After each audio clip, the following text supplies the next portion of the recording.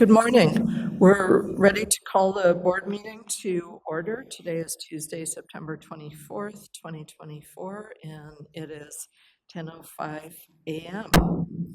Mr. Ketty, if you would please call the roll. Good morning. Chair Lieber, Here. Vice Chair Gaines, Here. Member Vasquez, Present. Member Schaefer, Present. Deputy Controller Emron. Present. Thank you. Members, the quorum is present and the board meeting is called to order. We will begin with our Pledge of Allegiance, and if our Vice Chair would please lead us in that.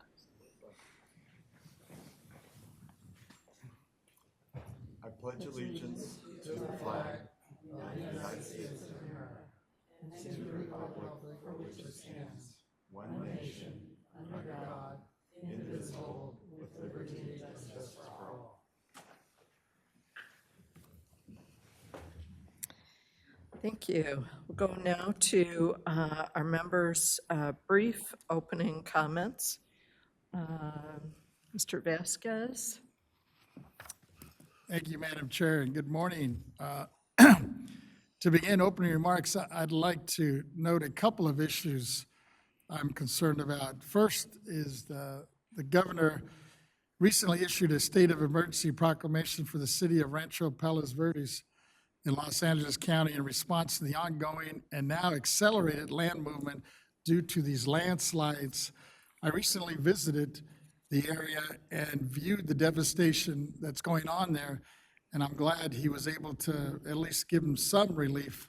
But in viewing it and looking at it, it's just unbelievable. Apparently this has been happening or been moving since the 50s, but these last 10 years, it's been really accelerated. We'll be getting into it a little bit more detail later in the agenda, so I'll hold my comments on that. Next, the governor recently called a special legislative session on gas prices to address his proposal to try to prevent gas price spikes by authorizing the California Energy Commission to require oil refineries to maintain a minimum fuel reserve to avoid supply shortages. I am in support of the special session because it's important for at least the legislatures to do whatever they can to provide relief for California families who often are struggling just to afford the necessities of life. And then now I'll move into we're in the month of September, which is kind of September, October, which is now highlighted as the National Latino Hispanic Heritage Month. From September 15th to October 15th, each year Americans observe this National Heritage Month by celebrating the histories, cultures, and contributions of Americans whose ancestors came from Spain, Mexico, the Caribbean, Central America, and South America.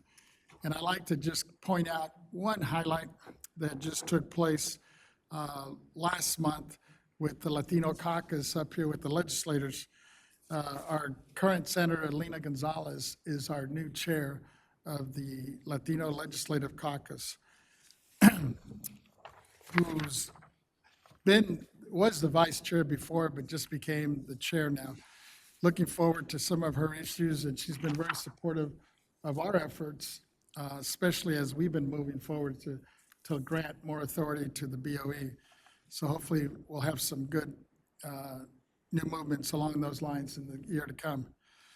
And last, I wanted to just take the opportunity this morning to introduce a new staff member. Alex Fay, who's here in the audience with us in the back, is my new attorney that just joined our office. Alex graduated from Syracuse University in 2012 and spent several years as an English teacher in Taiwan and South Korea. He attended law school at UCLA, where he received his degree in 2021 and has worked for the California Public Service since at the Sacramento County District Attorney's Office and most recently in the legal division with the State Controller's Office, where it just so happens that he worked on property tax collections and issues. Looking forward to his contributions and his support, not only to my office, but to our board as well. He lives in the Sacramento area, with his wife and 2 daughters, ages 1 and 3. And I just wanted to officially welcome you and introduce him to the rest of the board. Welcome. He's in the back. Fantastic. Great. Thank you, Madam Chair. Thank you. Other opening comments, Vice Chair? Yes, yeah, I just wanted to remind everybody that we have the informational hearing on insurance coming up October 29th. And for those that will not be able to make it in person, they'll be able to view that at boe.ca.gov. But it's an update. We're trying to figure out, what is happening in the market. It's been very chaotic. It's creating a lot of struggles for homeowners, and we're looking for relief. So this is just another opportunity, 8 months after we had our hearing in February, to take another look at it and try to look at it from all angles and see if we can't at least illuminate the issue for folks and hopefully create awareness where things will move more quickly in stabilizing the market. So thank you. Thank you. Mr. Emron? Thank you, Madam Chair. Good morning to everyone, my colleagues here on the board, the executive director, and members of the agency. I'm excited to be here today. I did want to speak about something very, very solemn.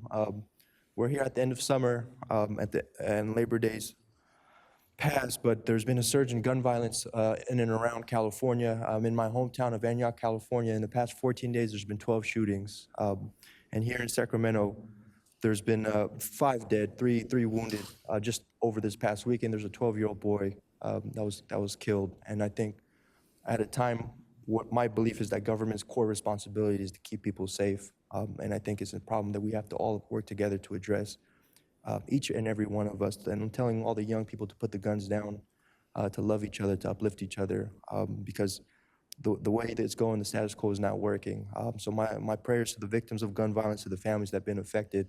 And I think we all, as leaders here on the board and leaders across the state, we need to work together to solve this problem because it's becoming a very, very serious issue. And it's really, really heartbreaking. Thank you, Madam Chair. I yield back. Thank you, Mr. Emron. And that has touched my community locally as well in the past couple days. And so really, there's need for action. Mr. Schaefer, did you have any opening comments? Yes, I do. Thank you, Madam Chair. Well, first of all, I always have a birthday to remind us. Today's a happy day for some people. Today we commemorate the birthday of Ayatollah Khomeini from back in the Jimmy Carter days, but he was really not a very good guy, and so we just make that brief. But there was an important birthday today, and that is Jim Henson. Jim Henson, would you believe, at age 17, became Kermit the Frog and voiced him from age 17 until Jim passed. And Jim died early at age 53 in May of 1990. And he was in the midst of selling the company to Disney. Disney ended up buying the company in later years. But Jim Henson had a great impact on the lives of all of us. Because, I still talk about Kermit the Frog. I also have a sad moment. I'm a big fan of our law enforcement, having been a prosecuting attorney for several years and ridden in the car with them once a week when I was to see how they do their job. We have an officer that passed away Saturday that was age 46. He'd been with the department for 15 years. You don't get to be a policeman unless you're pretty healthy. And he just passed away from a medical emergency. Nobody can figure out what it is. And he lived in Murrieta, which is a good hour drive from San Diego.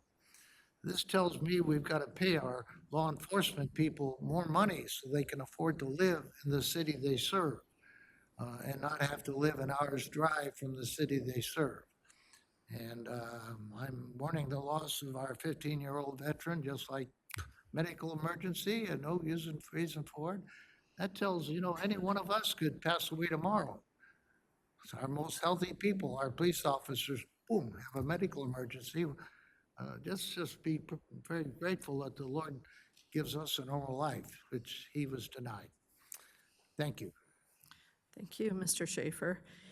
And I wanted to also introduce a staff member who's here, who is Ms. Kimberly Jacobs, who's joining us today. And please stand up, Kimberly. And Kimberly is an excellent staff person on our BoE District 2 team. She handles our constituent services and does a great job helping to manage our office operation and to untangle all the mysteries of state government for us. Kimberly is a veteran of state government for over 22 years. She worked for CalPERS doing education and outreach. And she started at the BOE under Controller Malia Cohen when she was the District 2 board member. Kimberly lives in Novato, and this is actually her first time coming to a board meeting, so we really appreciate her making the trek here. And she has an awesome 15-year-old daughter, Mila, who may be the next generation of California leadership. And we are very fortunate to have Kimberly Jacobs on our District 2 team. So welcome here today, and thank you for coming. Thank you. And Ms. Cicchetti, if you would please call our first order of business. Our first order of business is our safety and informational announcement. Welcome to the Bailey State Office Complex. A brief word about building safety. In the auditorium, the exits are in the front of each side of the stage, and the other exits are located at the rear of the auditorium. Please take a moment to locate the exit signs and location closest to you in the event of an emergency. The emergency exits behind and to the side of the stage should only be used in case of an emergency. Our informational announcement: this meeting is live streamed to the public and posted on the BoE YouTube channel. Therefore, we ask that all speakers please state your name first before you begin speaking for the record. We ask that you speak clearly and slowly into the microphone. I would like to remind the audience to silence their cell phones and any other wireless devices. Note that public comment is taken on each agenda item. The public will be invited to comment on the matters before the board. If there are any members of the public wishing to speak before the board on an agenda item in person, we ask that you complete and submit to the Sergeant of Arms a public comment appearance sheet located at the entrance of the auditorium. If you wish to speak before the board by telephone, please dial the phone number and access code provided on a public agenda notice and follow the instruction of the AT&T moderator. If you intend to make a public comment today using the AT&T moderator, we recommend dialing into the meeting on the teleconference line before the beginning of the agenda item you wish to comment on. We recommend this as the audio broadcast on our website experiences a 1 to 3 minute delay between the live stream and the live event. When giving public comments, please limit your remarks to 3 minutes. This concludes the informational announcement. Thank you. Thank you. We'll go on now to item 1, public comment on matters that are not on the agenda. Persons who wish to address the Board of Equalization regarding items not on today's agenda may do so under this item. Please note that the board cannot act on items that are not on the agenda. However, the board can schedule issues raised by the public for consideration at future meetings. When giving your public comment, please limit your remarks to 3 minutes. Now, we do not have any written comments nor anyone who has submitted a comment card in the auditorium. So we'll go to our AT&T operator. Operator, if you would please let us know if there's anyone on the line who would like to make a public comment regarding item 1. Ladies and gentlemen, if you wish to make a public comment, please press 1, then 0 on your telephone keypad.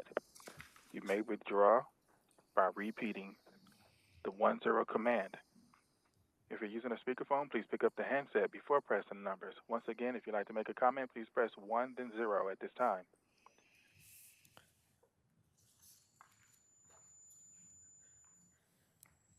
And there is no one in queue at this time.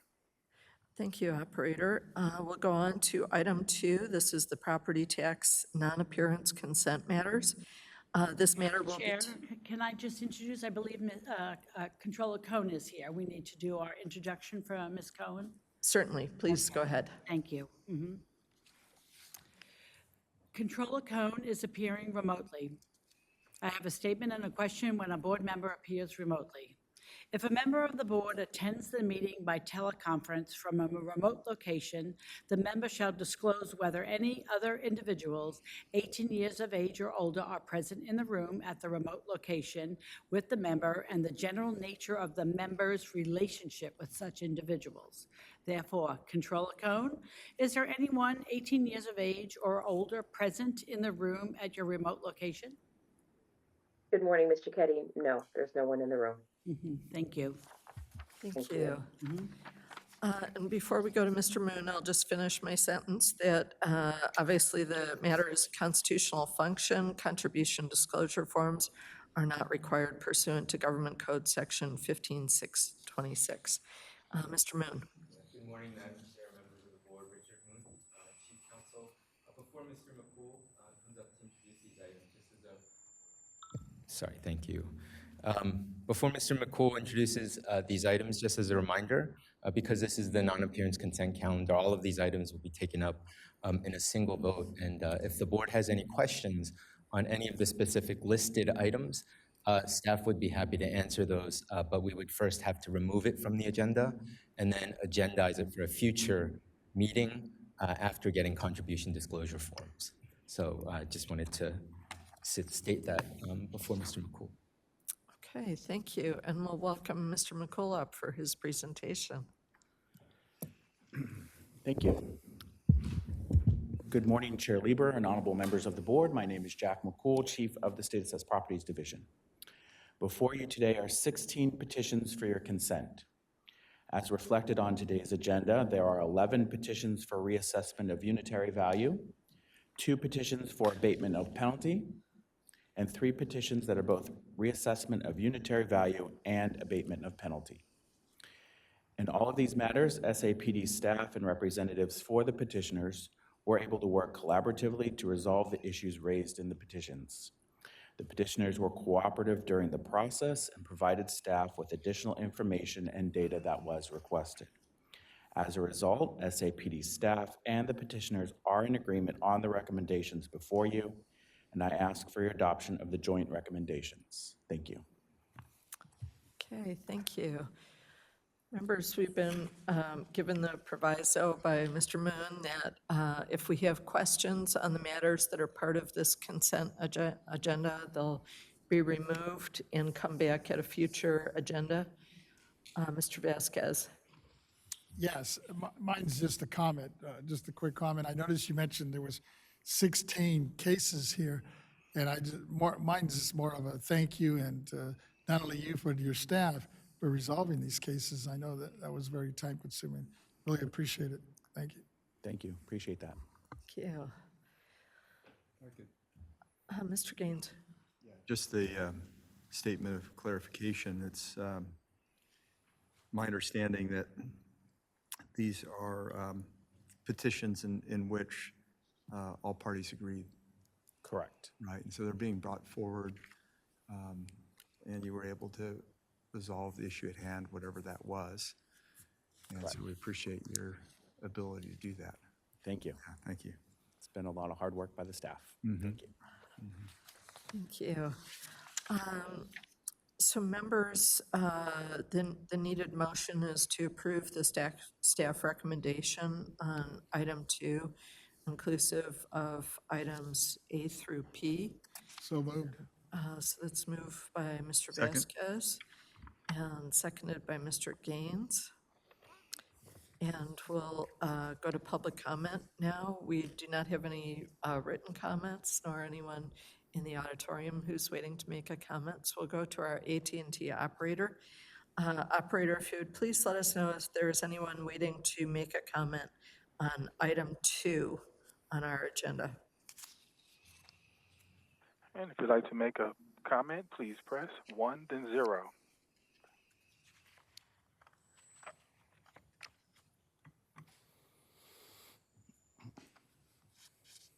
And there is no one in queue.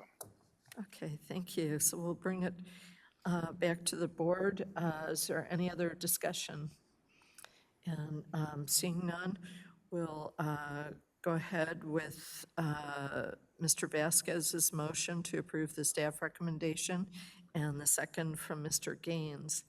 And if you would please call the roll. Chair Lieber, Aye. Vice Chair Gaines, Aye. Member Schaefer, Aye. Member Vasquez, Aye. Controller Cohen. Aye. Okay, the motion carries. Members, thank you very much. Thank you to staff for that. And we'll go on to item 3, which is state assessed property board role changes. This is also a constitutional function, and contribution disclosure forms are not required pursuant to Government Code Section 15626. And this is also from Mr. McCool. Thank you. Good morning again, Chair Lieber and honorable members of the board. For the record, again, my name is Jack McCool, Chief of the State Assessed Properties Division. Revenue and Taxation Code Section 4876 allows for correction of errors on the state assessed roll. I'm here to present one roll change for the board's consideration. The roll change is the result of an assessee reporting error. The change will remove assessed value for Pinnacle's Telephone Company from Mariposa County and add the same amount of assessed value for the assessee in San Benito County.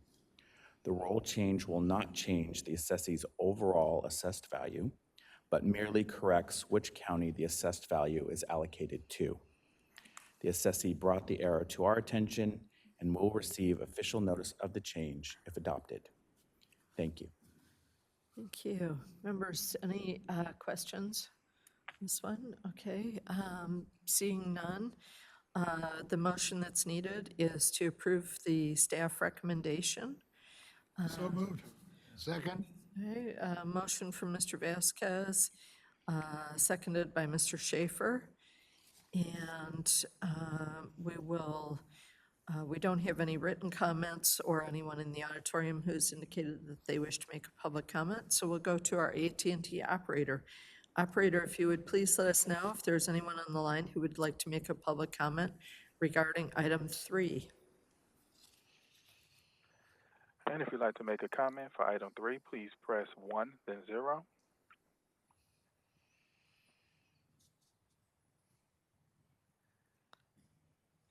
And there is no one in queue. Thank you. So we'll bring it back to the board. Members, is there any discussion on this one? And seeing none, we have a motion from Mr. Vasquez and a second from Mr. Schaefer. And we'll go ahead and call the roll. Chair Lieber, Aye. Vice Chair Gaines, Aye. Member Vasquez, Aye. Member Schaefer, Aye. Controller Cohen. Aye. Aye. Okay, thank you. That passes unanimously. And we'll go on now to our board member matters. And go first, I'd like to indicate that item 4 has been removed from the agenda. And we'll go to item 5, disaster relief and tax assistance for Rancho Palos Verdes landslide victims under a state of emergency. Mr. Vasquez. Thank you, Madam Chair. Members, as you all are aware of this catastrophic landslides in the Rancho Palos Verdes, I want to bring forward a resolution to bring awareness and provide our commitment in helping homeowners on the brink of losing their homes. On September 3rd, the Governor Newsom issued a proclamation of state of emergency in Los Angeles County due to the public safety risk from the Greater Portuguese landslide complex. The purpose of the resolution is to solidify our commitment to mitigating the property tax consequences to several hundreds properties owners in the affected area. Our commitment is to make every effort to coordinate with the executive director and other state agencies as well as the legislature to address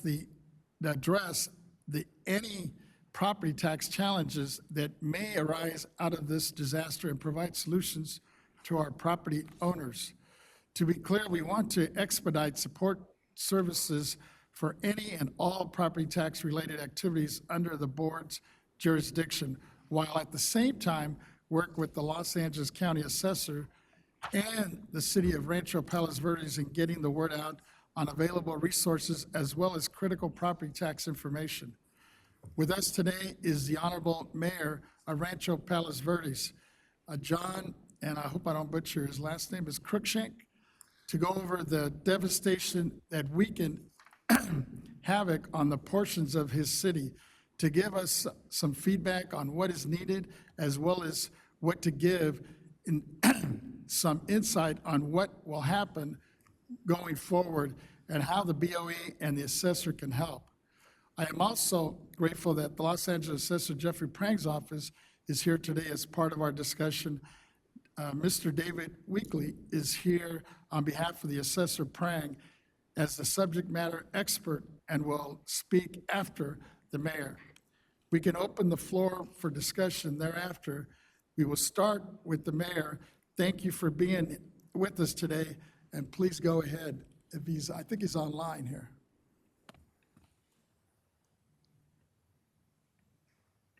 I can see him, but I don't know if we can hear him.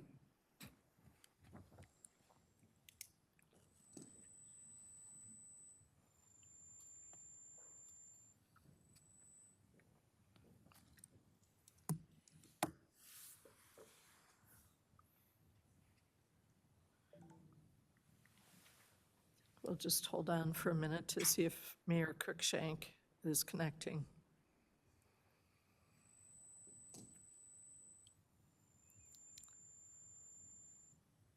You might be muted because I could see you, but we can't hear you.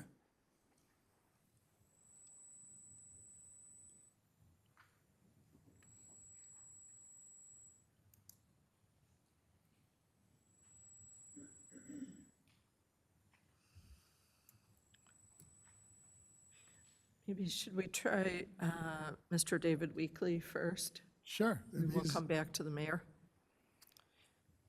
Mr. Weekly, if you could go ahead, please. Yes. Good morning, members of the Board of Equalization. My name is David Weekly. I'm the representative for the Los Angeles County Assessor's Office, and I am a real property appraiser. I've been working on the Rancho Palos Verdes landslide for the last 12 months. The Rancho Palos Verdes landslide is a 680-acre landslide complex that affects 400 homes in the 3 neighborhoods of Portuguese Bend Beach Club, and Seaview. I'll be discussing item 5 on today's agenda. The Los Angeles County Assessor is currently advising homeowners to file a 2024 decline in value during the filing period of July 2nd, 2024 through December 2nd, 2024. It's December 2nd, 2024 this year just because it falls on a Monday. And to file a misfortune and calamity if they have a minimum of $10,000 damage to their home or garage due to the landslide. In addition, since Governor Gavin Newsom signed the Rancho Palos Verdes state of emergency on September 3rd, 2024, we'll be advising taxpayers to file a Proposition 50, which of course is the base year transfer in the same county, or a Proposition 171, which is a base year transfer to another county. We're in the process of getting clarification on some related issues to these propositions from the Board of Equalization. This concludes our presentation. If you have any questions on the Rancho Palos Verdes landslide, please ask. I'm here to answer whatever they might be. Thank you. And if we can ask you to please hold the line for the questions, and if Mayor Cruikshank is able to connect, and then we'll ask questions of both if that's agreeable. And Yes. Mayor Cruikshank, are you there?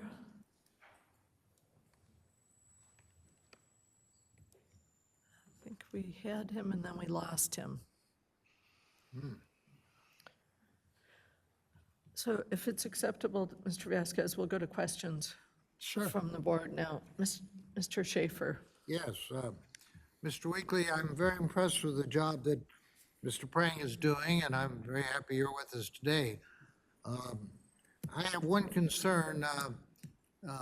it's good that we advise these people with $10,000 damages to come forward and make applications so they can be fairly treated. I'm concerned about, say, Widow Jones, who has no lawyer, maybe doesn't have adult children that know how to do it, that may not know how to go about it. Maybe she has so much money that she doesn't really care about the laws, but she's really entitled to it. Does your office have any concern that if out of 100 affected people, only 95 of them file, you look at the other 5 and say, maybe we could take a look at their decline in value and see that they're also treated? I'd sort of like our assessor to be a little more proactive, because there are some people out there that are not lawyered up, and they just really don't know how to deal with this problem. And, you know, we're sort of here to see that they're not overlooked. Thank you. I'm glad you asked that question, Sir, Mr. Schaefer. We have had 3 Office of Emergency Management events at the Ladera Linda Community Center, which is the Rancho Palos Verdes Community Center that serves these communities. Myself and another appraiser had 117 contacts with homeowners. That is in addition to people that have reached out to us to get information. Obviously, it's a small community, and people get your name and your phone number. So I've talked to probably another, I would say at least 80 myself with my coworker.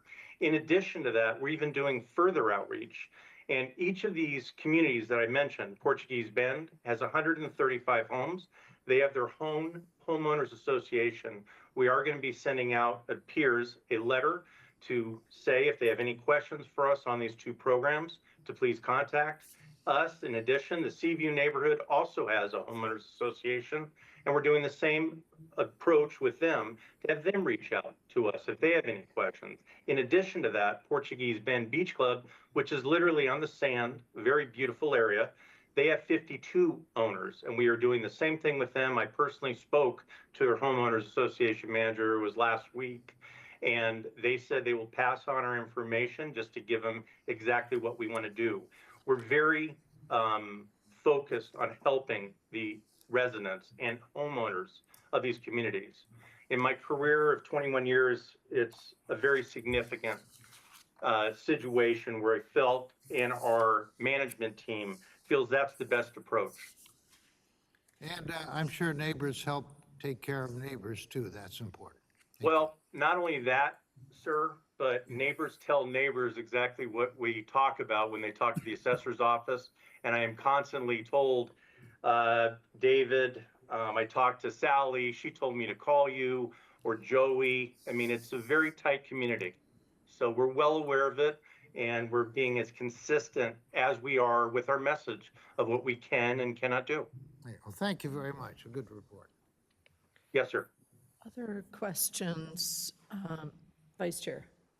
Okay. Do you have a question? Oh, I can go after. Thank you, Vice Chair. Thank you, Chair Lieber as well. Just want to extend my heartbreak for what's going on in Rancho Palos Verdes. Very people. I'm sure those communities have been there for a very long time, and to see that. My question with the proclamation is, if passed, are we going to be mobilizing staff and resources down there? And kind of the nature and the effects of this resolution here as I read it? we could get input from staff. We just got a presentation last month about how we react to every instance of disaster in our very dynamic state. I don't know if Mr. Young would like to add to that.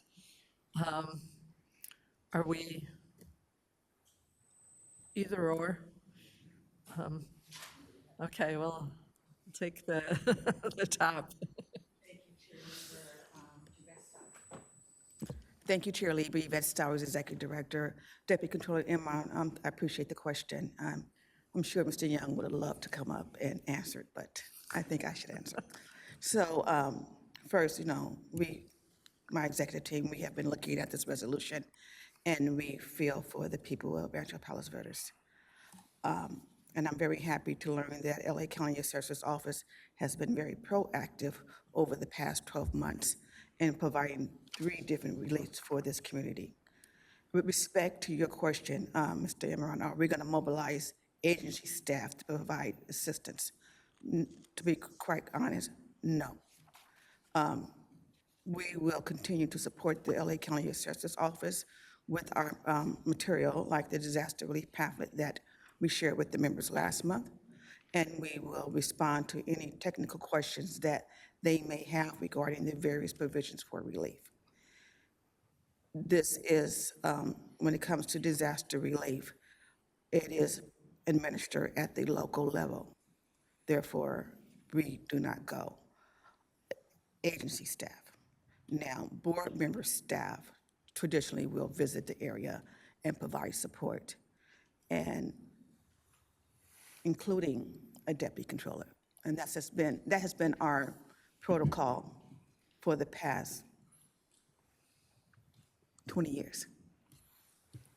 Thank you. Just one follow-up question. Have we ever passed a resolution of this nature before? I'm trying to understand what the effect is if it is passed as a board action. Very good question. Give me a second. Let me get to my notes.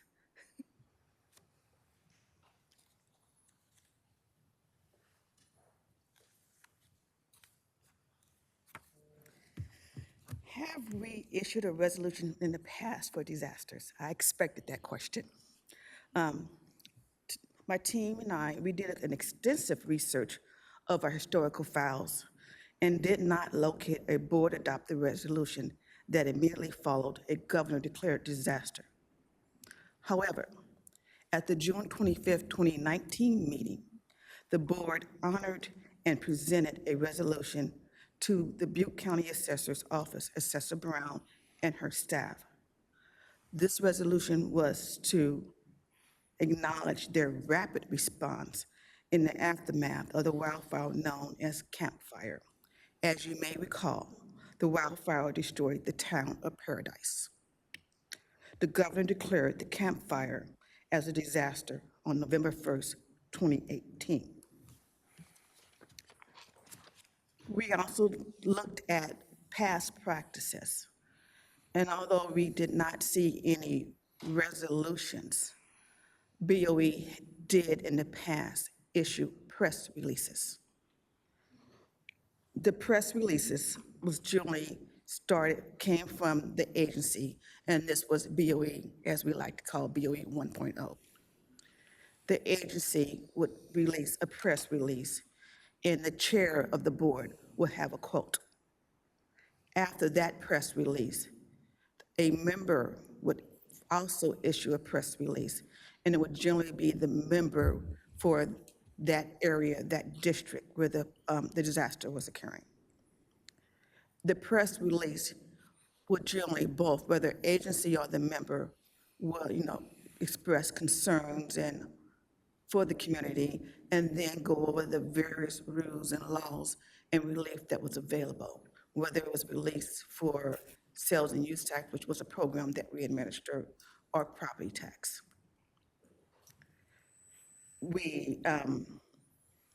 This practice was discontinued because often our press releases came before the county assessor had the opportunity to act. The prior president of the CAA asked us to wait for the assessor. And then once the assessor does something, we will piggyback. And that's what we've been doing since 2019. The assessor would make a release, whether it was a paper press release or a social media post. But once the assessor does something, we follow suit.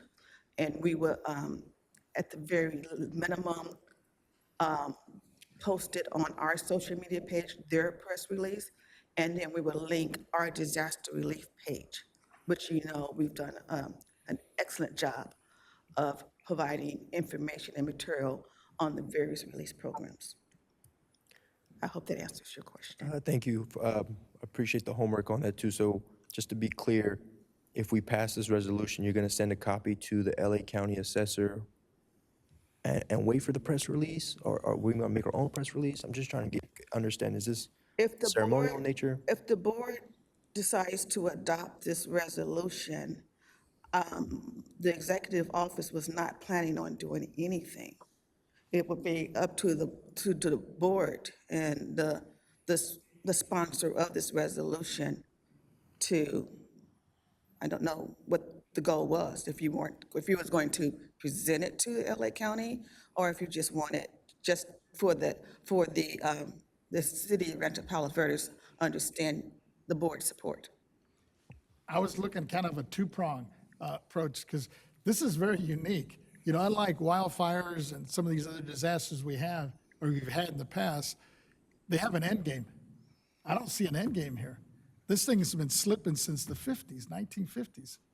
I didn't realize this thing has been, the only difference now is that these last 10 years, it's been accelerated to the point that, you know, before, you know, in the 50s, it was moving like an inch a year.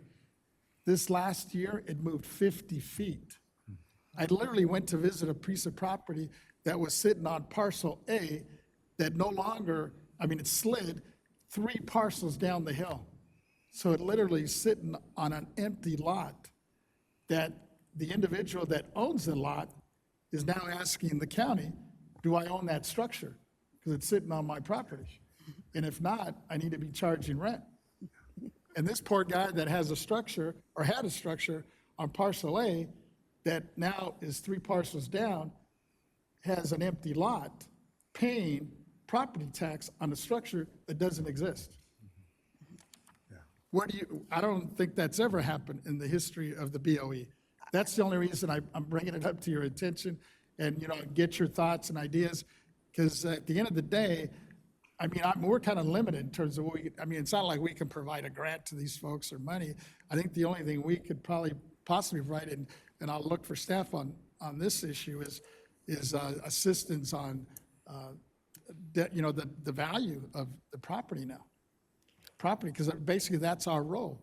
And in a case where you have a structure that doesn't exist, decline to value obviously must be kicking in at this point, or should kick in. So Member Vasquez, through the chair, please. If we pass this resolution, can we commit to making a 4 or 5 point plan on how we can assist the residents here? Yeah, definitely. Thank you. Madam Chair, may I? Please. Thank you, Deputy Controller Imra and Mr. Vasquez, Member Vasquez. I truly understand the concern that the residents are having in this area, but it appears to me that LA County Assessor is already being extremely proactive. Oh, yeah. Dealing with that particular example. That's why the county assessor is providing the residents with information regarding decline in value, misfortune and calamity, which is under RTC 170, and base your value, whether it's under 50, Proposition 50 or 171. So again, it is a local issue. It appears that the county assessor for the past 12 months has been dealing with it, and it would be inappropriate to commit BoE resources to continue to provide the residents with additional resources. Our role as oversight is to make sure that the county assessor is properly administering the programs and responding to any technical questions that the county assessor may have. Question? I'm fine with that. I mean, I was just. We'll keep I'll going with turn to the you for that, questions. yeah. Yeah, we'll keep going with the questions that we have. So Mr. Gaines is next. Yeah, thank you. I was just looking up here, trying to remind myself about Prop 8. Does that have any effect on this? Yes, that's a decline in value. Right. So in this situation, and I'm gonna paraphrase it. If I say something incorrectly, Dave Young would come up and correct me. But if you bought your house and let's say that you purchased it, your value is $500,000. And now due to this calamity, the market value is now $250,000. Prop 8 will kick in and you can get a reduction in value. Yeah, okay. So could that, I'm just trying to figure out the pathway to these reductions. I know we have the county assessor here. I'm just wondering, is there an easier pathway to have a reduction in value on a property? Could you just declare that whole community has seen a loss of value. And could it be done at the assessor's side versus the property owner's side? Because I think Member Schaefer brought up a good point about people that may not, maybe they're elderly or for whatever reason, they're not responding to the county's outreach. Thank you, Board Member Gaines, for that question. David Young, Deputy Director of the Property Tax Department. There is a pathway to there. So the Prop 8, the assessor would, if I am correctly understanding the assessor's representative, they're asking for folks, if they believe their home has had a decline in value, to go ahead and prompt them and submit an inquiry for them to look at it.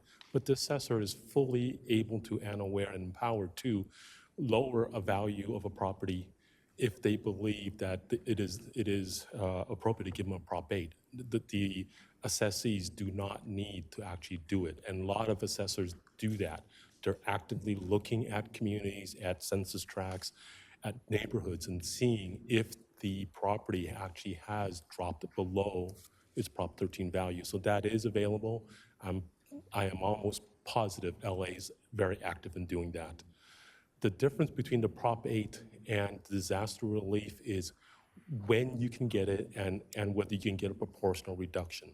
Okay. With a Prop 8, you can only give it on lien date.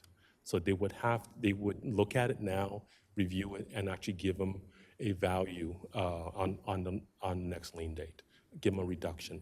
Mm-hmm. With the disaster relief, they can give the tax benefit, the tax break, immediately. Okay. So if there's more than $10,000 worth of damage, they can do basically a pro rata reduction in their base year value. So it's faster. Yeah, disaster relief is possible if there's enough damage, and it's an immediate relief.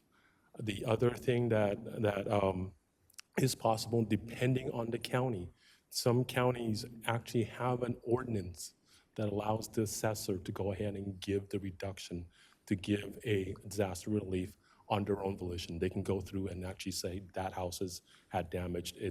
They can reduce it that way. They do not need an application from the homeowners, the assessees. So I would advise LA County to see if they have such an ordinance already in place. My understanding is they probably already do. Okay. So and then they could go after the Prop 8.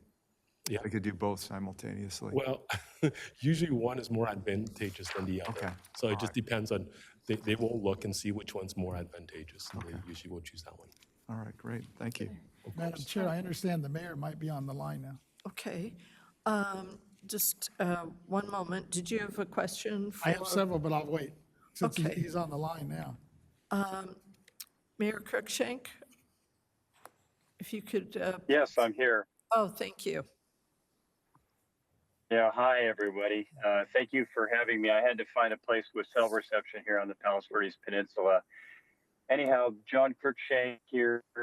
First of all, I want to thank board member Tony Vasquez for coming out with his team and being with us to tour the landslide area. It's always important to see what's happening. I don't know how long I have, so I'll just be very efficient because I know your time is valuable. But as noted, this landslide was activated. It's an ancient landslide. It was activated in 1956 by LA County when they were doing work on the extension of Crenshaw Boulevard. And unfortunately, at that time, the land did start to move. And historically, there's 5 landslides out there, and the center portion is the area that's been moving about 5 feet per year, every year for that many decades. The other 4 landslide areas, which adjoin that center landslide area, have typically not moved very much. And so you're talking inches or less per year. And over the last couple of years, with the extreme amount of rain we've had, that actually raised the groundwater levels and created a lot more weight, created a lot more moisture within the bentonite slip plains that we have that actually are the part that allows the earth to move toward the ocean, as we all know. And because of the additional rain we've had, the area out there, which was moving minimally within most of the area, but about 5 to 7 feet per year in the center portion, has now been activated to move about 50 feet per year, or about a foot per week. So you can imagine that that's put a tremendous amount of stress on our residents, our utility systems, and hence we've had gas shutoffs, power shutoffs, and even cable TV shutoffs for the residents. So what the city has been working out for years have been plans to slow the landslide down for that center area, but now with the expansion of the movement, we've been working on how do we slow it down for that larger area. We believe there are engineering solutions. As of right now, we have 4 deep water wells that are in the beach area that are drawing somewhere around 200 gallons per minute. We are seeing a little bit of success on the reduction of land movement, and right now the land is no longer accelerating. In fact, it's decelerating a bit. So the issue, of course, with the governor declaring a state of emergency, that those monies would only go toward a government agency such as the city of Rancho Palos Verdes or our 2 landslide abatement districts. When board member Vasquez visited our city a week and a half ago, he had come forward with some ideas that I think could help with where we currently are. So I think the 2 big areas where our city and our residents need the most help is, first of all, even though there are some residents that, of course, want to see a decline in value so they don't have to necessarily pay the full amount of taxes this year, even though they're not able to live in their homes. And I think that's important. I will say that Los Angeles County Assessor's Office and Jeffrey Prang has been terrific. I think they've been doing more than their job, and we are very appreciative of all their help. But I think the bigger issue for our residents is that they typically don't want to leave. We have about 25% or more of our residents are senior citizens. They could never afford their homes right now. And if they were to be given a decline in value or very little money to vacate the area, we're not sure where they would go and what they would do. And they want to stay in their homes. We believe we can get the landslide under control. We, of course, don't always like to say this, but we pray a little bit for a drought, more so than rain, because rain is the problem. And so the hope is that if we can help our residents get off grid, get solar and battery type power so that they can live in their homes comfortably again without worrying about the power being shut off or where it is completely shut off. So that's the first thing. And then the second thing is that, you know, we need monies to winterize the area there, to add storm drains, to fill fissures, to do a number of things that will slow the rate of movement down. And it's just the money issue is a bigger problem than the city of Rancho Palos Verdes has the resources to afford. We have a $38 million per year annual budget, and the problem is much bigger than that, where we're talking probably $60 to $100 million right now to do the type of engineering and construction fixes that we need. So the governor's declaration, although we were appreciative, really doesn't help in the individual residents. So I think if we could figure out a way to get some funding, and maybe all the residents that continue to stay in their homes can add that to their as a lien or something to their property, where when they sell their property, they're able to pay that back. Maybe there's some creative things in which can be done with taxes or finances of properties. That's not my expertise, but when your board member, Mr. Vasquez, was here, I think he had some creative ideas that could potentially help us.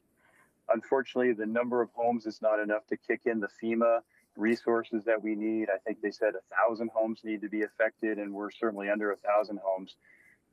But we're at a point where our city just cannot afford what we currently need. So I think I'm here to answer any questions. We very, very much appreciate this board considering today's resolution, and we look forward to any type of assistance you can give us. Thank you very much. Thank you, Mayor. And if you could also hold on the line in case there's any questions for the mayor. Mr. Gaines. Just to follow up, thank you, Mayor, for shedding light on this. And I'm just curious, you made a comment about FEMA, 1,000 home minimum. Could there be an effort by a congressional delegation that might make an exception in this particular case, where you could get FEMA relief? And if you did, what is that relief? Right. Well, that's a good question. I think it was talked about earlier in the meeting that nothing like this has really happened in this country. This is a very unique situation. When one thinks of landslides, you don't think of something moving for decades. You think of it moving over a 10 to 30-second period of just burying homes, and it's not a traditional thing. And FEMA does have a certain number of home threshold. It has to be a large enough event for them to be participating.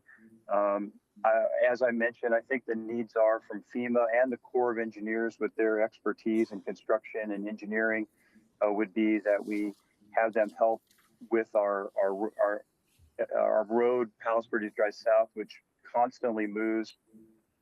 We spend roughly $3 to $4 million now per year fixing that road. It used to be only about $500,000 to $1 million per year to fix that road, and so that's something we could utilize their expertise.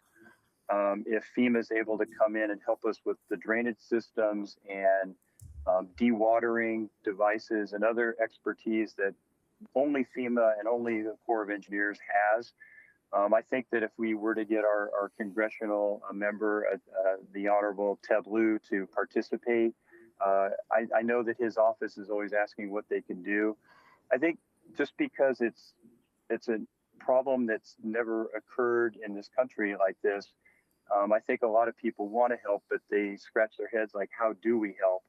And so that becomes the biggest problem, is that you have a number of agencies that want to do something, but there's no playbook to this.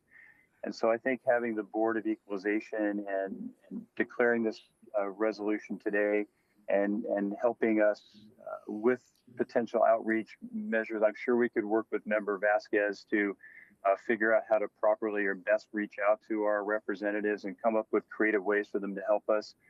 But once again, it's this changeover from using overhead wires and gas service to using off-grid technologies, and getting that help to individual residents, which could be $50,000 to $100,000 per resident, to do that conversion. We believe that Edison should be taking the lead in that, and we still want them to take the lead in that.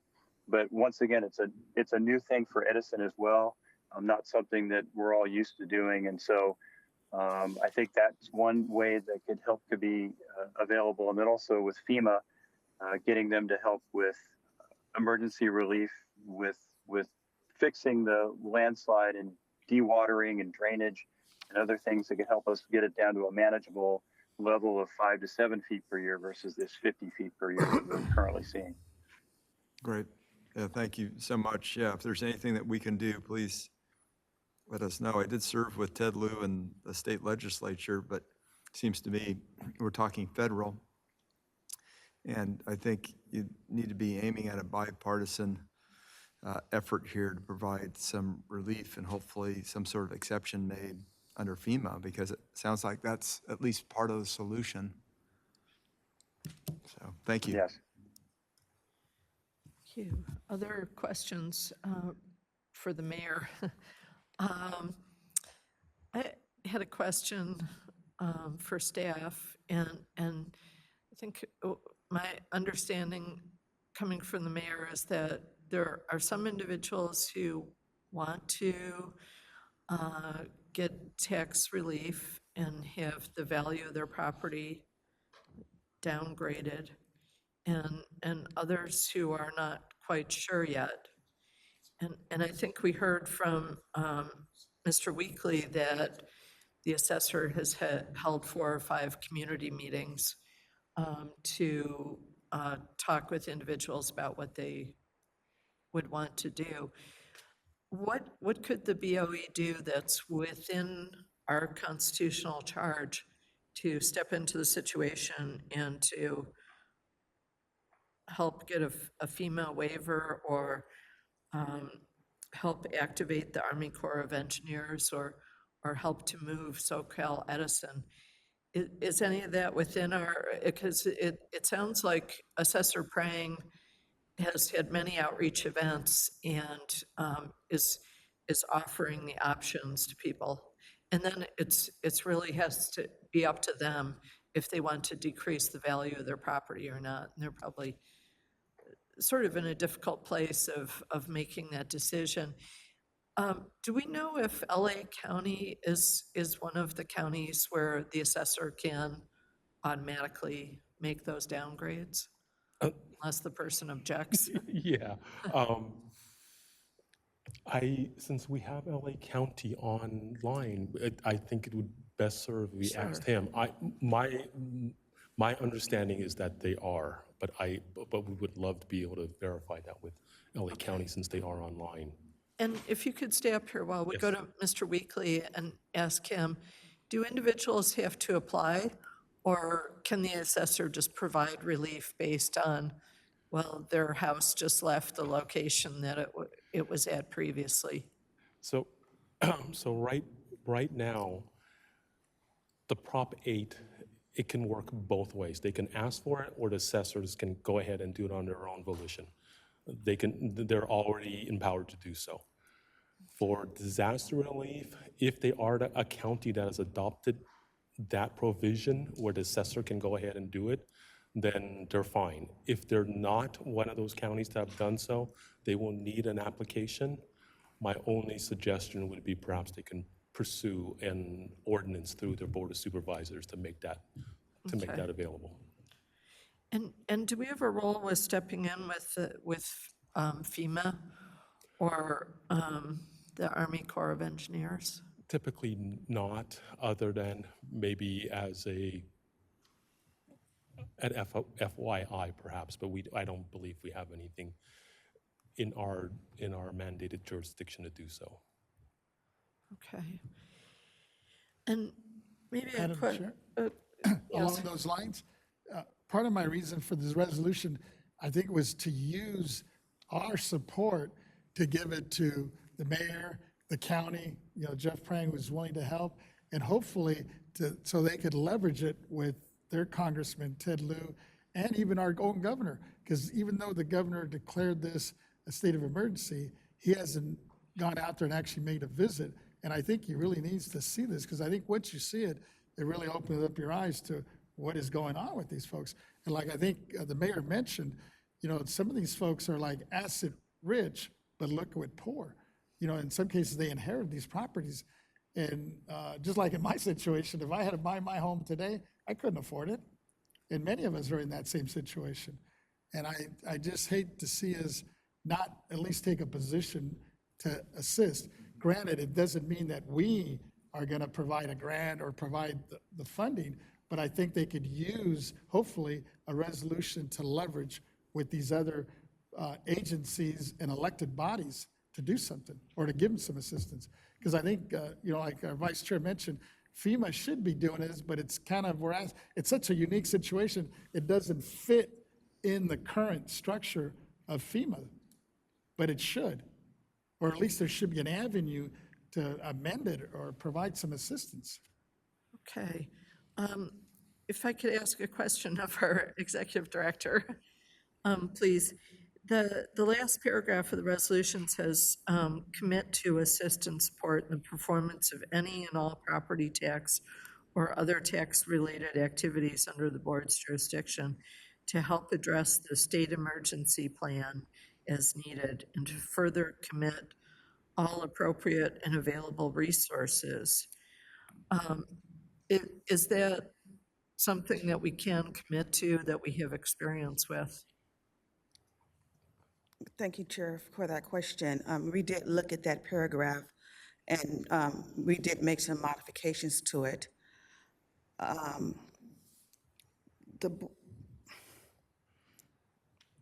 We're in a different environment, so it's difficult to say whether, board members absolutely may make that commitment, and that is the way that we were reading it. That is the board members who are making the commitment, and the commitment will be not imposed on staff.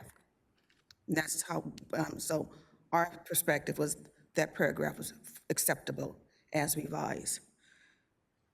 I hope I'm answering your question. And then I wanted to kind of go back to your earlier question about whether or not we can even do anything here. What's our relative jurisdiction? And it's kind of redundant, and it's pretty much what Member Vasquez is saying. From the agency's perspective, staff, we can't do anything. But board members, as elected officials, you definitely have the ability to reach out to other elected officials at the state and federal level and see what type of relief that you can encourage them to provide to this community.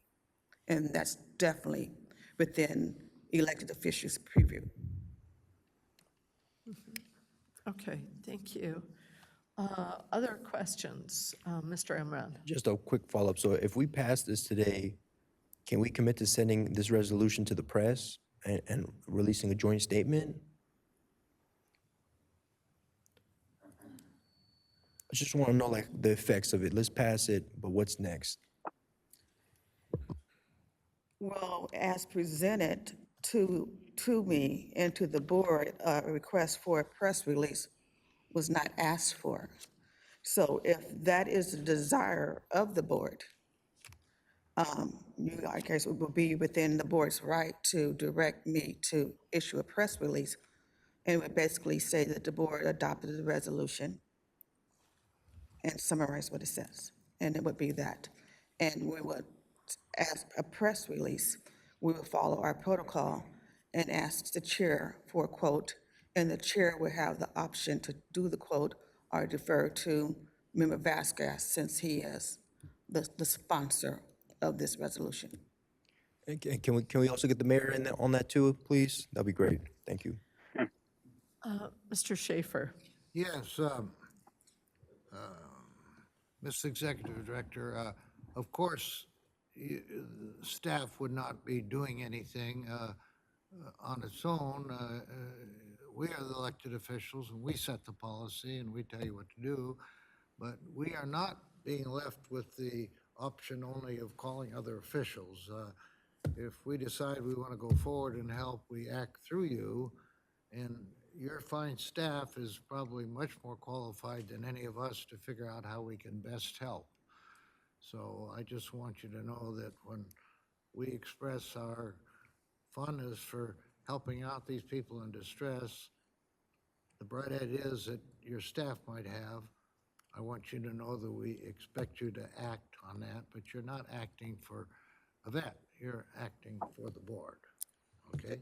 Thank you, Member Schaefer, for complimenting the great work that the staff performs, but the staff's duties does not include providing property tax relief for a local community, where are their duties, and they're funded for training, education, It's really the surveys. assessors that are really able to do the most. It is the assessor's responsibility, But because we have such brain power on your payroll here that any ideas that come forward, our general sentiment from the board is we want to help, and they would know how to express that. And I do appreciate the great job you're doing. thank you much. Thank you very much. Thank you. And really appreciate our two speakers being with us today.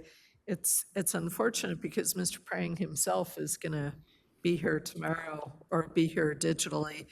And I'm pretty uneasy with passing a resolution now that would look like we're leapfrogging where the assessor is at, because it really sounds like from Mr. Weekly's comments that the assessor is putting a full court press on it, holding all the community meetings that are necessary and offering remedies to individuals who want them. I wish that, if Mr. Prang were here in person today, instead of tomorrow, that would Madam Chair, that would along help. those lines, I did have a conversation with my assessor, and he was supportive of this resolution. He understands that, we're not obviously dictating to him what he needs to do. He's done a great job, and I think you've heard it from the mayor and other folks, residents there. My reason for this is more to use this leverage, like I said, to get to the congressional folks and our governor, for example, that I think could do a little bit more and look at how do they push the envelope on this very unique situation that's taking place in the state. It's not to go ahead of the county. I think they're doing everything they can under their guidelines. Okay. And then I guess I would have a follow-up question for staff. On the issue of doing resolutions disaster by disaster, so we have not done one to commit to assist with Paradise, with the line fire, with the campfire, various, I think we could take a really scattershot approach and hit on a disaster anywhere in California. Do we have any governance policy that covers this at all? Thank you, Chair Lieber, for that great question. Let's just talk about the California and the governor declared disasters. We do track them. We have it on our disaster page. And we've been tracking them since 1991. And there has been, since that time, I lost my notes, 177 governor declared disasters. For this year, 2024, there has been 11. And we have, again, never did a resolution immediately following the governor declared disaster. We have acknowledged the great work in Butte County after the disaster. And again, we have done press releases, mainly trying to educate the different areas on the relief that's available. And we did press releases before we had a really robust disaster relief page and pamphlets. For this particular resolution, we're looking at it as Member Vasquez has said, as a unique situation. And if approved by this board, we're not expecting to have to issue further resolutions for additional disasters that may happen in California. I'm seeing this as a one. There is no written policy on it, but there is history of what we've done in the past. And I am looking, me and my executive team, we're looking at our past acts to set the stage. Okay, thank you.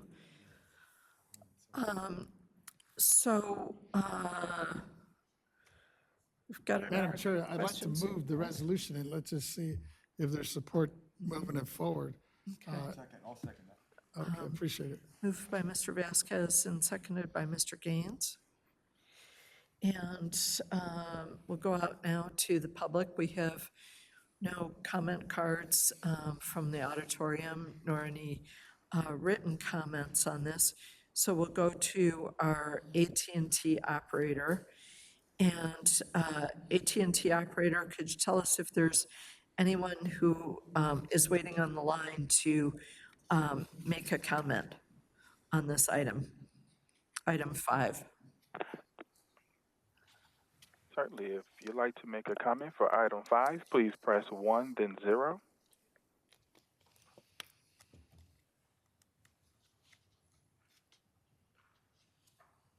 And there is no one in queue. Okay, thank you. We'll bring it back, and we have a motion from Mr. Vasquez and a second from Mr. Gaines.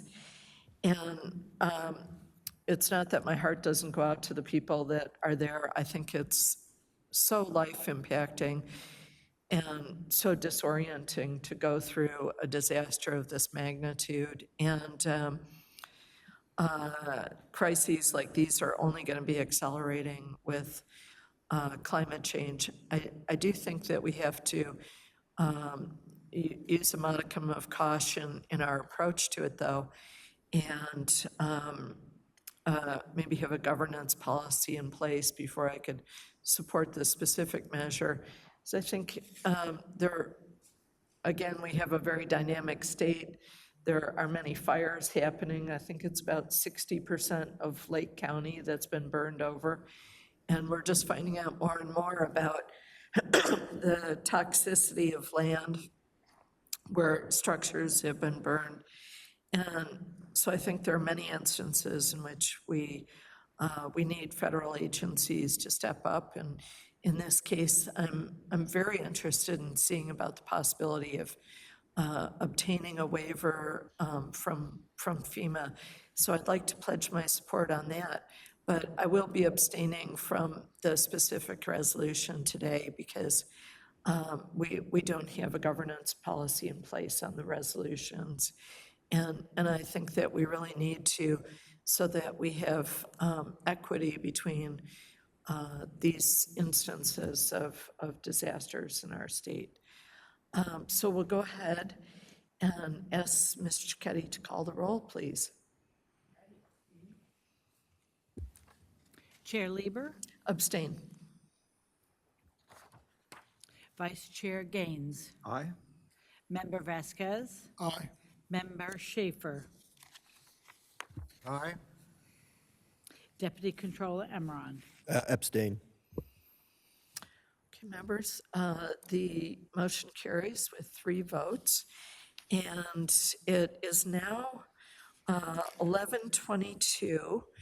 And so we're going to take our 10-minute break until 11:32. And I want to thank Mr. Weekly and Mayor Cruikshank. I see that you're still on with us, and we so much appreciate you being here today. So we'll go ahead now and take our 10-minute break, members. Thank you. Thank you.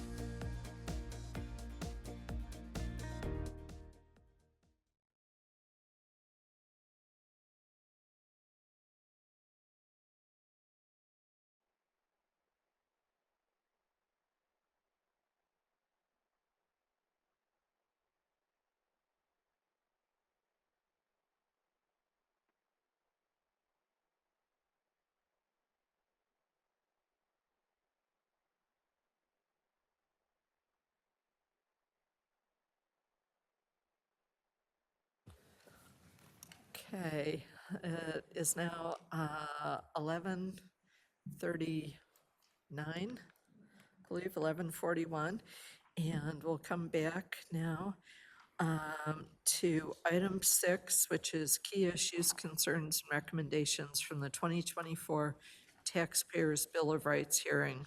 Mr. Vasquez. Thank you, Madam Chair. And thank you. I'd like to take a few moments here and ask our help to identify and highlights some of the key issues raised at the TRA hearing last month. We received a great deal of input, and I want to ensure that the concerns raised are on the dashboard, and we have a plan for how they may be addressed. The speakers presented a variety of important issues, including the results of a joint report ordered by the LA County Board of Supervisors, which was released by the Los Angeles assessors, the auditor, the tax collector, and the AAB in August. Unfortunately, Assessor Prang is not available to discuss the substance of the report today, but I recommend that the board members take note of it, as I think it may be helpful to all of the counties. It's called Streamlining Assessment Appeals and Property Tax Corrections, and it contains helpful data as to why some of the problems have been occurring and what types of solutions may address them. Aside from the report, some of the issues that concerned me and which I believe merit further consideration include: 1, the evaluating the taxpayer refund delay problem so that we don't need legislation to deprive folks of their rightful refunds. 2, exploring possible inconsistencies in the AAB appeals deadlines is a significant or not. 3, exploring options for evaluating inconsistencies in the evaluation of intangibles. And 4, considering additional Proposition 19, how-to educational tools to help people understand how to deal with property taxes upon death of a parent, and similar issues. The issue of the taxpayer refund delays in eye-opening. It's a loose situation for everyone involved. The taxpayers, the counties paying interest, and the county's roles not being updated. I thought the suggestion that the board considers forming something like a statewide property tax efficiency task force or work group with assessors may be worth exploring, not just for the refund problem, but other concerns also. Finally, regarding Prop 19, there's obviously still a lot of confusion in the public. I wonder if we maybe some additional flyers on how-to educational information through social media or other outlets would help. Now, I would like to defer to the chair, Lieber, for your input that other members regarding any suggestions on follow-up to these issues raised at the TRA hearing, so that we don't leave anything on the table that needs our attention. With that, I'll turn it back over to our chair. Thank you. Board members, would you like to make comments on, regarding the follow-up of our hearing? I know that staff is going to be making a presentation later today that will touch on some of those items. And seeing no questions or discussion immediately coming from the board, we can go to our individuals who have joined us in chambers today. First up is Mr. Mark Aprea, who is principal of Aprea and Company.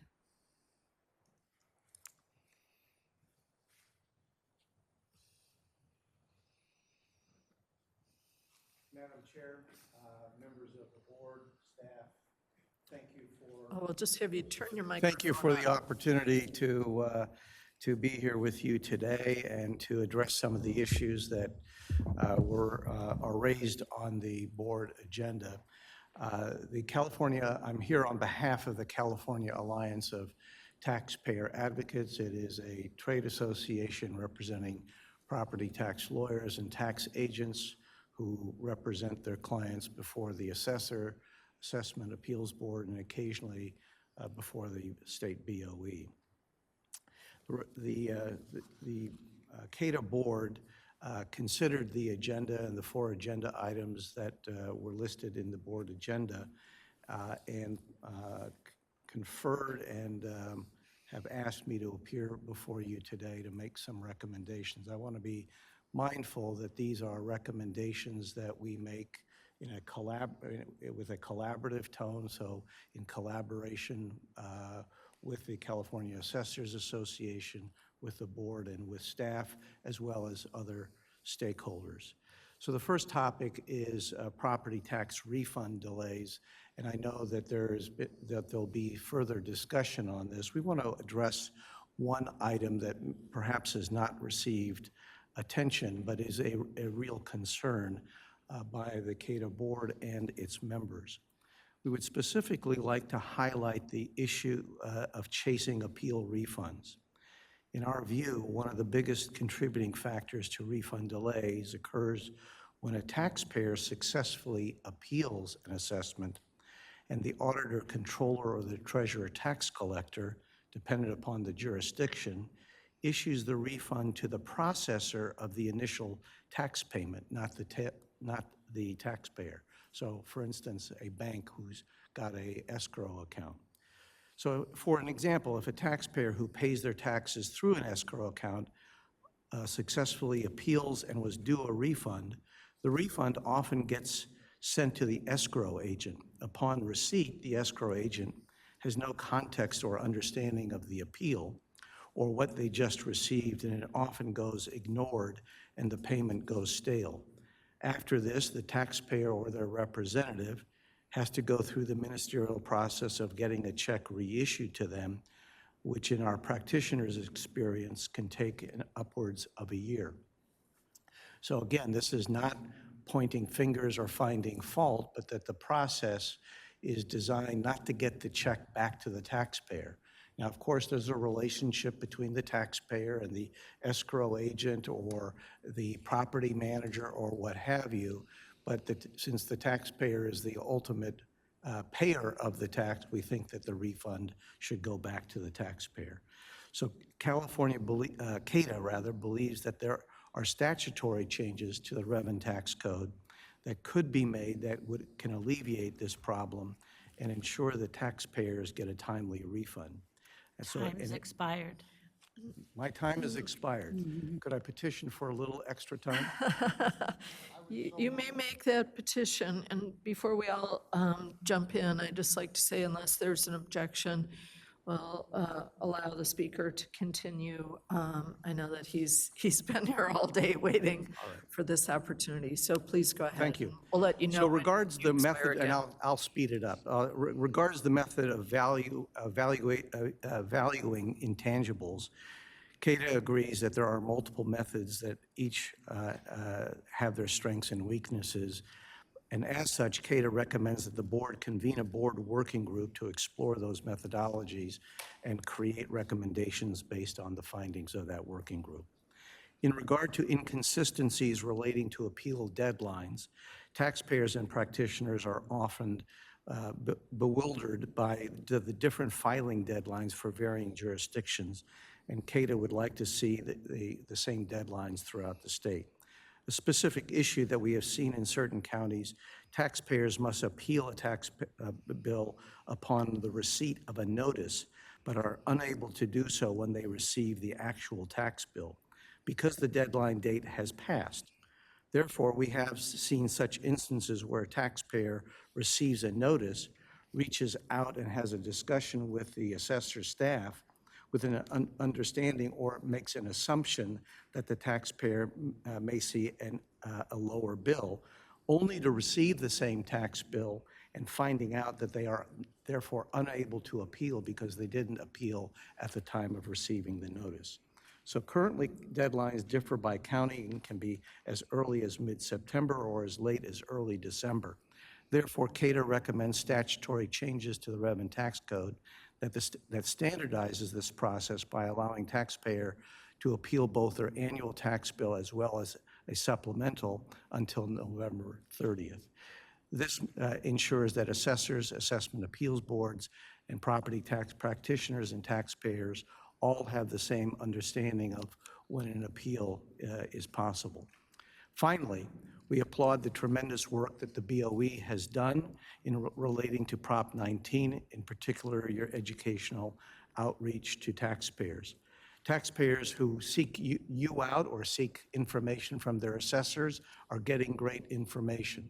But I guess the adage is you don't know what you don't know, and many taxpayers may be unaware that Proposition 19 passed, what it means, how it applies, does it apply to them? And so we're recommending that the board consider a way of encouraging assessors to send out information on Prop 19, what taxpayer rights are, and to do that as part of their tax bill. We know from experience that people read their tax bill because they know the consequences if they don't appeal it or if they don't pay it in a timely fashion. Therefore, we believe that this kind of an educational insert in the tax bill would be helpful. Madam Chair, members of the board, thank you very much for the opportunity to appear before you today. We will follow up on our testimony with a letter to you and to your staff. Thank you. Thank you very much. And Mr. Schaefer, did you have a question at this juncture? Mr. Prea, I'm very impressed with your presentation. I'm not anxious to have another working group to create recommendations. I would like to have in my hands, or you're going to follow up with us, something that we could just let our staff know that we want to move forward on. I've been a victim many times in my life of misunderstandings, and I'm a pretty educated guy. And, you know, a lot of people that aren't lawyers and whatnot, they are really going to be confused and presume this and et cetera, et cetera. You point out some very important points here. And I think with the majority of the board, if not everybody here, is in favor of what you're talking about. And in your follow-up letter, will let us know how we can do it as speedily as possible, because we're talking about millions of people and we're talking about time is money, and I'd like to see the changes come as fast as we can do it. Mr. Schaefer, thank you for your comments. And I want to just reiterate that we will follow up with a letter as it relates to these recommendations. But in terms of the issue of the intangibles, there are so many formulas out there. We think that it would benefit the process to make sure that all parties to the system are going to participate in figuring out what we ought to do on a go-forward basis. So I'm not trying to be disagreeable or disagree with you. I'm encouraged by your comments. We discussed the idea of could we make an affirmative recommendation on this issue, and given the varying options, we just didn't think that it was appropriate for us to do so. But again, we will take the board's lead. We've got to have the same deadlines consistent statewide. That's very important. And we also have to be sure that the taxpayer is not confused about whether they're doing an appeal or not. If they think that they've kissed and made up and they're happy, and then they find out nothing was done because they were dealing with a lowly clerk who did nothing but file it, we've got to protect the least able persons. That's our job. Thank you. Thank you, Mr. Schaefer. Thank you, Thank you, Mr. Madam Chair. Brea. Okay, we'll call up next Ms. Gina Rodriguez, who is principal in Bryan LLC. Thank you. And we gave Mr. Prea 6 minutes, not including his question time. So we'll do the same for you. And if you would push the button on your microphone. Thank you, Madam Chair, members. Gina Rodriguez. I am a principal at Ryan's Advocacy Services, and I'm hoping you all got a flow chart. Is it in their packet? Okay. So, and again, Mr. Prea addressed all the issues that I addressed a few weeks ago at the Bill of Rights hearing, and this is a follow-up to that. But I thought to address all of these issues, I wanted to walk you through the process of assessment appeals. But instead of me doing it, I'm going to have one of my task force members. I had mentioned we have a Los Angeles County Property Tax Task Force led by the LA Chamber of Commerce. And Miss Jennifer Tran, who should be on the line, is the Deputy Executive Officer of the LA County Board of Supervisors, and she has responsibility over the AAB, and she's been a tremendous, tremendous help and support in revamping some of the processes. And if I may, Madam Chair, have the AT&T operator call her. Certainly. Did you have anything else that you wanted to use your do, time? I do, but I wanted her to speak first if that's possible. Okay. Why not? Let's try it. It's not normally what we do, but let's try it. And so we'll go to our AT&T operator. Operator, if you could tell us if there's anyone online who would like to make a comment on item 6. And if you'd like to make a comment for item 6, please press 1, then 0. Hopefully this works. And we will have a comment in just a moment.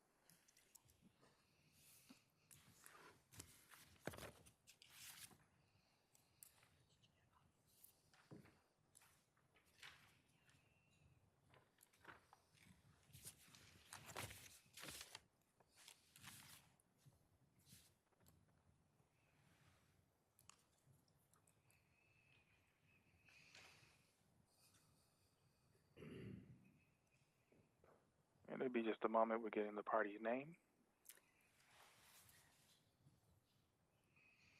And we're going to line for Jennifer Trent. Please go ahead. Ms. Tran, Good are morning, you there? honorable board members. Yes, can you hear me? Yes. Okay, great. Good morning, honorable board members. My name is Jennifer Tran, and I am the Deputy Executive Officer for LA County Assessment Appeals Board. First, I would like to clarify that my participation is only to provide a general overview of the county's appeals and refund process, and not a commitment to any recommendations proposed by any property tax advocacy groups presented before this board. In LA County, an appeal application can be filed manually or online. Once the application is processed and validated, the application is scheduled for a hearing. Once the AAB board makes a decision on the appeal, the notice of board actions, or NOBAs, are mailed to the applicants. At the same time, the NOBAs for secured parcels are sent to the assessor's office for internal distribution and processing, while auditor controller receives an electronic file of all the NOBAs for unsecured parcels on the second Monday of the following month to start their own internal processes. Refund processing timeframes vary based on different categories between secured and unsecured refunds, as well as specific case types and billing issues. Additionally, there is an automated weekly data exchange process between the assessor and auditor controller systems, which initiates auditor controller's review to issue the refund to the applicant. As you are aware, LA County receives the highest number of appeals throughout the state.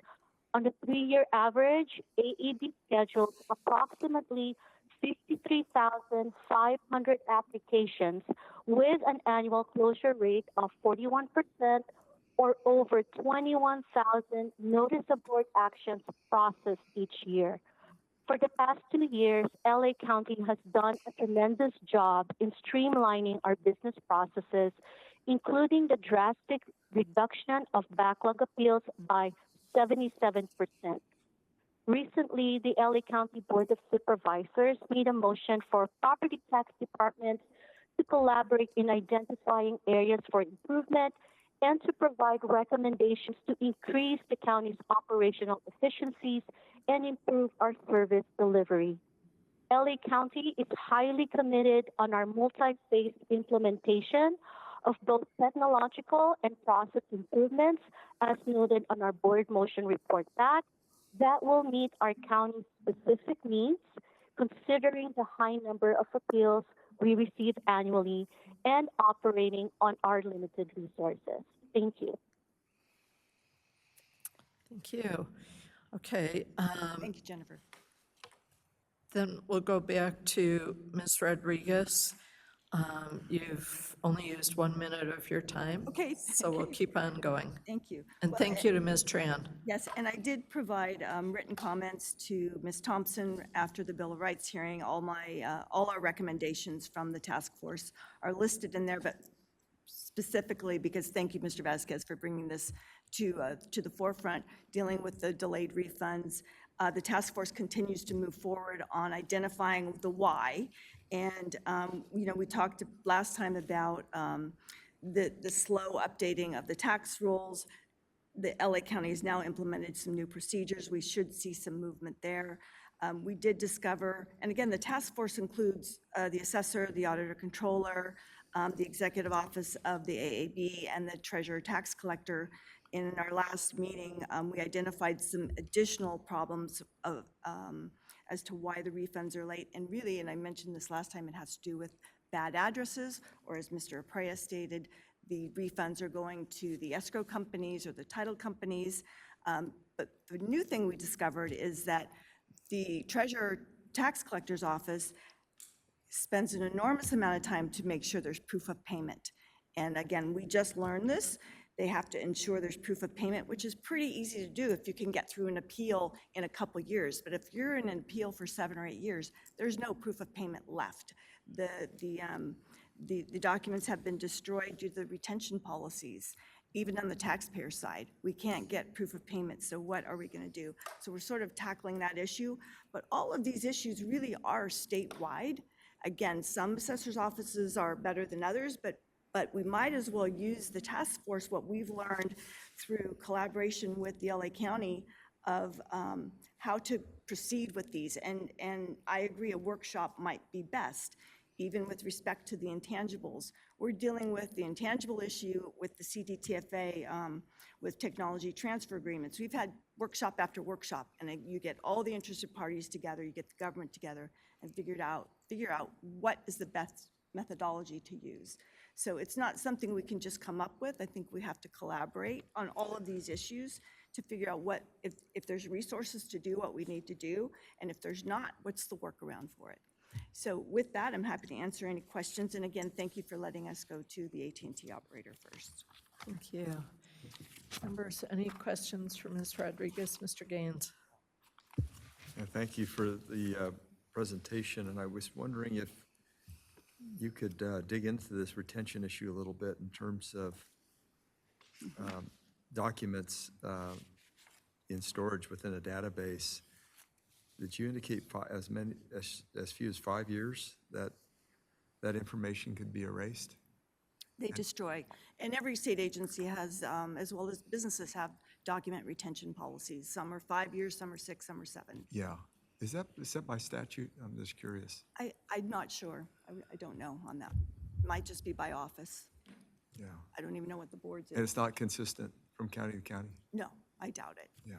Or maybe even within the agencies within those counties. Like the assessor may have a certain amount of time, and the tax collector may have a certain amount of time. I'm just not sure. So the onus then would be on the taxpayer to make sure they have the proper documentation. Correct. And it's a problem. Again, And that may not be enough, right? Because you don't know what the county was communicating if that data has been lost. we know some practitioners, Mr. Gaines, that actually will, to address the issue of the address problem, they will actually list the payer on the application. So the application wants, the name, but they will actually list the payer. So if the payer is an escrow or a title company, they'll list that on there. And then we're discussing, well, can we show proof of payment when we file the appeal, because we have it then, and trying to figure out different ways to do that. But again, these are all big issues that require a lot of thinking and creativity and collaboration, and how can we best proceed. And I agree with Mr. Aprea, but perhaps the workshop or an informal hearing would be the best approach, and take issue by issue. Okay, yeah, so these are just ongoing matters that we need to address, and you'll keep us updated as you proceed. Okay, thank you. Okay. Mr. Schaefer. I'm losing faith in the ability of mail, U.S. mail, that's properly addressed to actually be delivered. If we could incorporate it into the recommendations and the changes and rules that if a telephone number is on file, that staff shall use it to notify as to funds that are maybe being held. If funds are not claimed within 30 days, there shall be telephonic contact, and that shall be documented in the record. I've sent my son in Las Vegas properly addressed mail, and it's come back undeliverable, cannot forward. I've written to my U.S. congressman at the address appearing online, and it comes back invalid address. I find out that members of Congress are going undercover. You can only communicate with them by email. They don't want to have a physical address outside of Washington, D.C. because they're fearful of the zanies and the crazies out there. And so we're in a new world. So let's, on behalf of the people that are, whose ox is being gored, that we require clerks and people that are holding the purse strings to realize there is a telephone number. I'm so upset with the court system that they never, ever will telephone you, even though everything you file, you have your phone number on it. I find that when I file something, instead of writing back to me or calling me, they put it in an outbox thinking I'm going to come pick it up. And I say, I'm 86 years old and I live 20 miles from the courthouse. It's my right to do business with you by mail. And they said, well, that's not the way we've been doing it. So I'm glad to see you're bringing these issues to the forefront, and they are important, and I support what you're trying to do, and you echo a lot of Mark's views too. Thank you, Mr. Schaefer. Okay, any other questions for Ms. Rodriguez? Mr. Amran. Thank you, Madam Chair. Thank you, Ms. Rodriguez, for always being a partner in these endeavors. For the valuation of the intangibles, the working group, are we looking like the outcome to be a universal methodology that we're going to use? Is that correct? That would have to be explored as well by the, I know we have problems with hotels, hotel intangibles. Many court cases are coming out with the intangibles being recognized, but no methodology being recognized. So we need a methodology on how we're going to value these intangibles. Yeah, thank you. That'd be something that the controller and I would both support. And if you want to forward, if that's okay, to forward a recommendation of people that you think are best in that working group as we get this process started, I think that'd be great too. That'd be great. Thank you. Appreciate it. Thank you. Thank you. Okay, great. Well, this has been a lot of good feedback, and we very much appreciate folks who appeared with us today, and Ms. Tran for being on the phone as well. And we'll confer with staff and look at what could be a game plan on some of the issues that were raised. And so this item is for discussion only today, and we've already taken our telephone input on it. So it is now time at Mr. Vasquez. If I may, Madam Chair, it sounds like there's a consensus from at least these two speakers, and I know I've spoken to other stakeholders about putting together this work group, and I just wanted to make sure that there was a consensus from this body moving forward, even though I know sometimes that's more work, not only for staff, but also us. And I was hoping that, because I think they both hit it right on the nail, that while they're bringing some real good ideas, these are only two of the stakeholders. There's several others. When we've done these in the past, we find out that, bringing all the parties, especially assessors and others that are involved with this, we learn a lot, and we hopefully come up with a better resolution at the end of the day. And we've got our executive officer here, Ms. Towers. I was so ready for lunch. Thank you, Madam Chair, Yvette Stowers, Executive Director. Clarification, are you talking about a work group to deal with the intangibles or a work group to deal with the delay in refunds? I'm thinking we need to look at all of it.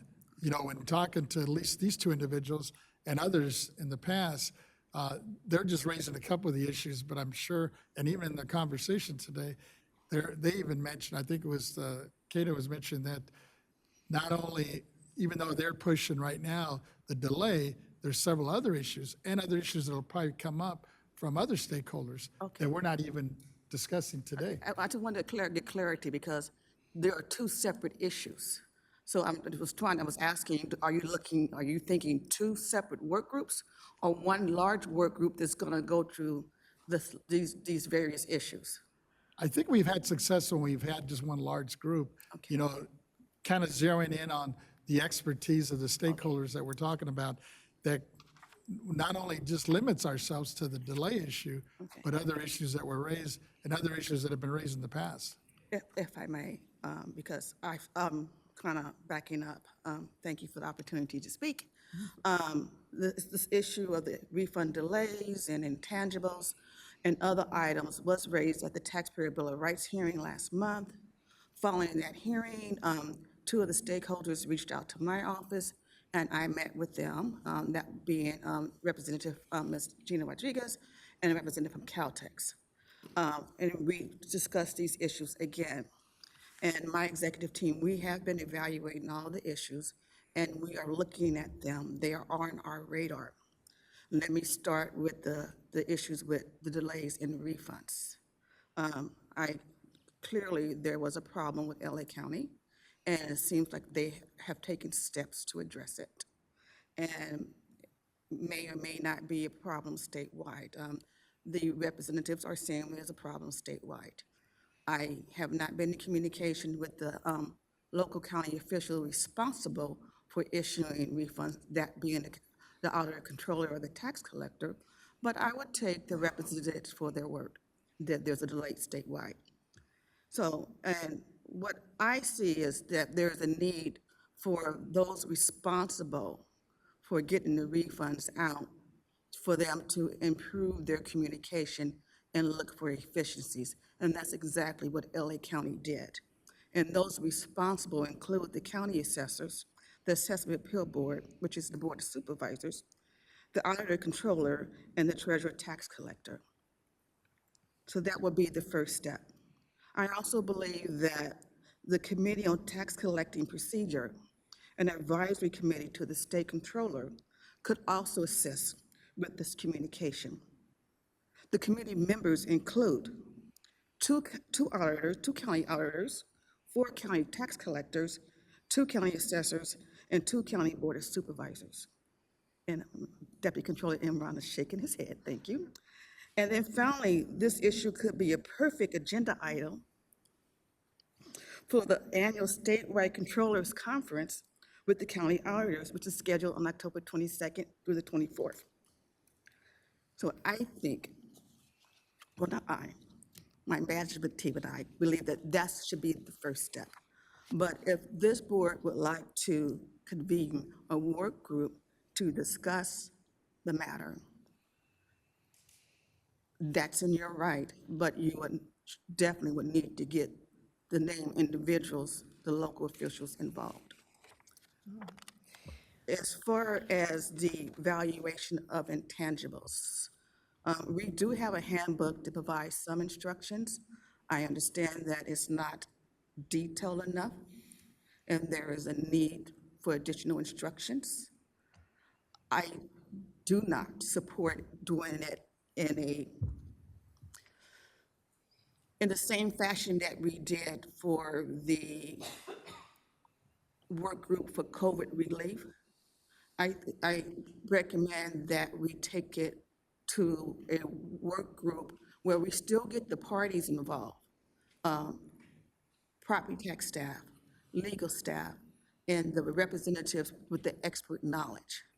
This is what we've always done in the past, and of course the assessors. We take it offline, we meet at BoE in our training room, and we meet as long as we need to and work out the issues. We come to an agreement and we present them to the board for the board's approval. This intangibles is a very difficult issue, and coming to a solution is going to take a lot of brain power. And it's not something we can resolve in a 2-day, 3-day meeting. It's something that needs to be everybody heads down, elbows up, working on it. Willing to move forward with that project. But I am also looking at the capacity of my team and the projects that they have going. You know, we have a significant project going with, is it energy, the Assessor's Handbook Energy, or whatever it's called? That's taking up a lot of time. We have new laws that were just passed that they're going to have to review the law, do LTAs, do additional instructions, revise forms. So this project will have to come at a later date. I think you're making a great case as we're looking at possible legislation moving forward to expand resources for the BoE. You know, we keep talking about it, and I think you're hitting it right on the nail. I think at the end of the day, when we sit down with this group and we start with this work group, we're not going to be able to solve all the problems. We weren't last time, and that's okay. At the end of the day, kind of like when we did the whole strategic plan, we kind of we laid out, short-term goals, the middle and long-term. And some of these things, like you said, the intangibles are probably going to fall in that bucket of the long-term, and that's okay. I don't think we should feel like it's a defeat or you feel like you're not doing your job or the staff isn't. I think it's moving us a little closer, hopefully, to a resolution down the road. That's exactly what I was trying to say, because I That's think you okay. started, what's on our dashboard? What are we looking at? I just wanted to be clear that we are aware of the issues and we are looking, especially intangibles. There's many thoughts on intangibles, on how to tax them, not to tax them. Should there be a constitutional amendment so we can tax them? There's thoughts there. And so we recognize that that's an issue, but we just can't do it overnight. Agreed. Well, what I'd like to suggest is that we bring an item back, have staff have their discussion about how to handle each of the areas that the board has expressed an interest, and